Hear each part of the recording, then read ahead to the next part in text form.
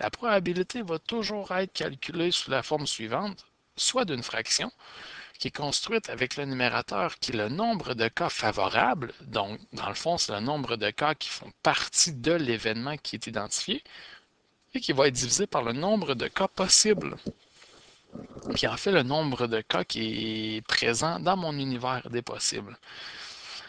Et en plus, ma probabilité va toujours être entre 0 et 1, ou plus précisément entre 0% et 100%.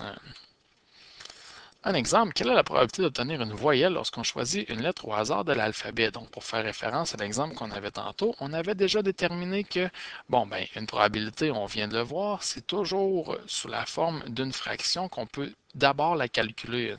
Ici, P, entre parenthèses, voyelle, est l'abréviation de probabilité de tirer une voyelle.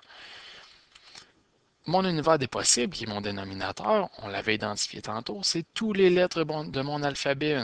Et ici, quand on les compte une après l'autre, on en a 26. Alors qu'au numérateur, on fait référence aux voyelles qui sont présentes dans l'alphabet. Et mon événement, les éléments qui y sont présents, ce sont toutes les voyelles. Et dans le cas ici, on en a 6. Donc, ma probabilité de tirer une voyelle est de 6 sur 26. Or, comme on a une fraction, on doit absolument la simplifier quand vient le temps de donner notre réponse finale. Donc, en divisant par 2 au numérateur et au dénominateur, on se ramasse avec 3 sur 13. En faisant la division du numérateur avec le dénominateur, qui nous donne environ 0,23, et que quand on transforme en pourcentage, nous donne 23%. Alors, c'est ce qui conclut la petite capsule au niveau de l'introduction des probabilités.